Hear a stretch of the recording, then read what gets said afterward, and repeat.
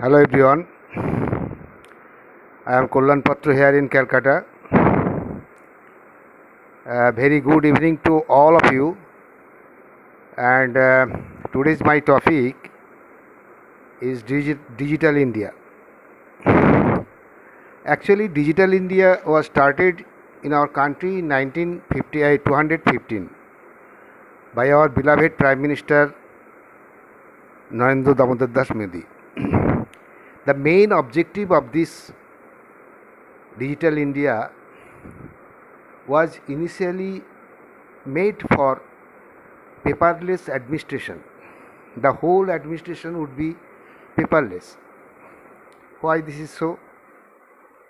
Because as much as the administration will be man-handled, whenever we are giving hard copy or paper administration, when the administration is related with only papers, and that paper should be handled by some people, and so as much paper handled in the administration, there will be involvement of much people, and as much people will be involved in administration, there is a chance of corruption.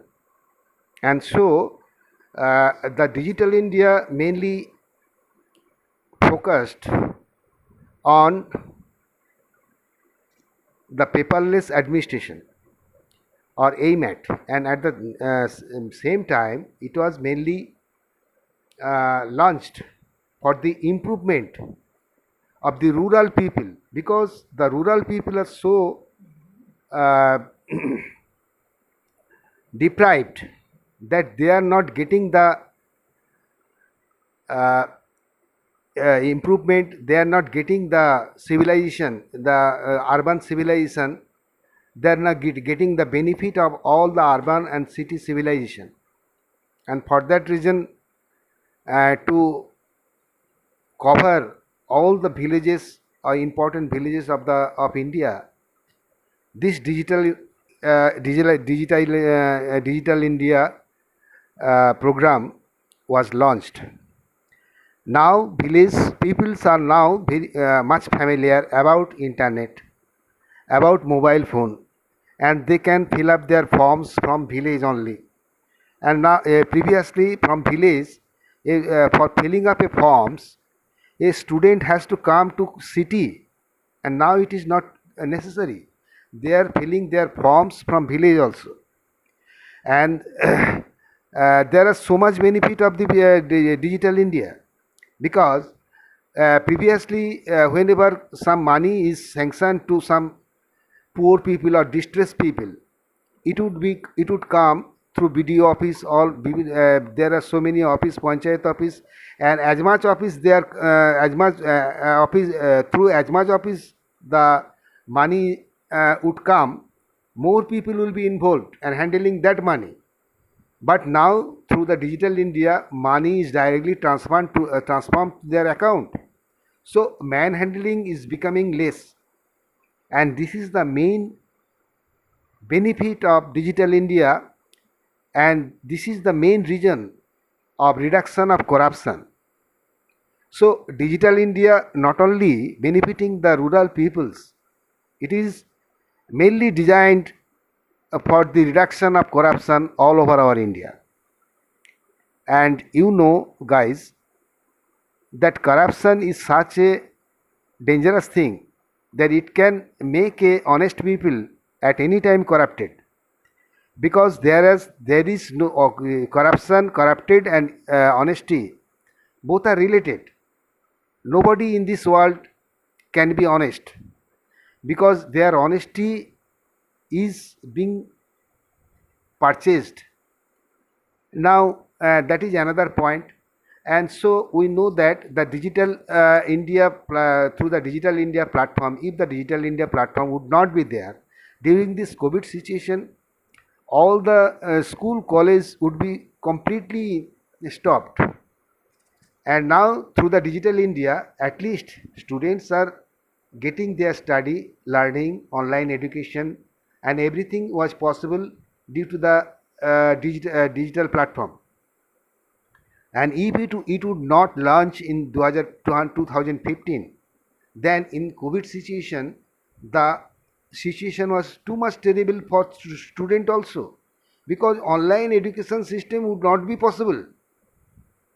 It is our good luck that well in advance digital program has been taken by the government in hand.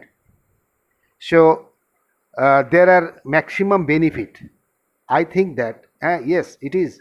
There are some corruption. There are some also some holes in Digital India program. But in every program there must be pros and cons also. But here the advantages is more than disadvantages. Yes, there may be fake account, there may be hacking problem. All these are possible. But still, all the rural peoples are now comfortable, and you can now transfer at any moment from here to there, from a 500 kilometer away, at any moment, at within second, and you have not to go there. Everything, we are using our WhatsApp. You can pay the tax through online, through WhatsApp even. And so there are innumerable advantage of digital India program. And so I think that Digital India program is a blessings for all the Indian citizens at this moment. And I am telling you that another program, another thing out of this Digital India speech, that I have just told that the corruption and honesty can be purchased. Now I am giving you an example. Suppose I am an honest person. I am working in a office, and someone was trying to get some benefit in exchange of some money, what is called goose bribe. Now he is offering me 1 lakh rupees, that if I pass the bill, he will give me 1 lakh rupees. I am honest person. I will not, I deny that I will not, no, I will not take 1 lakh rupees and will not pass your bill. He then offer me 5 lakhs. Again I refuse. He then offer me 20 lakhs. Again I refuse, because I am honest person. Again he offer me 50 lakhs. Yes, I am honest person. I will not do that type of work. I will not be corrupted, and I will not pass your bill. I shouted to him. Then he will offer me. Then he will offer me 1 crore. I still rejected. Then he at once offered me 50 crore. Then I will think that just a bill, passing a bill, 50 crore will be earned, and so I can take this risk. So the value of my honesty is 50 crore. So whatever I am telling you, that there is honesty and corruption, all are relatives. There is no man honest or corrupt, and all these are relative things, because there is a temptation working in our mind. And so Digital India platform is will combat all this type of corruption, and as much as paper and manhandling would be there, there will be a chance of corruption more and more, and Digital India is the perfect solution of that. Thank you. Good night to everybody. Very good night to all the new students. And I think today's discussion was very healthy, and very sound discussion has already happened. I am very much pleased to some of the newcomers who are much energetic, and their speaking is very fluent and very good. And so I think that they will be very much shine in their life. Thank you. Very good night to all of you. Thank you. Okay.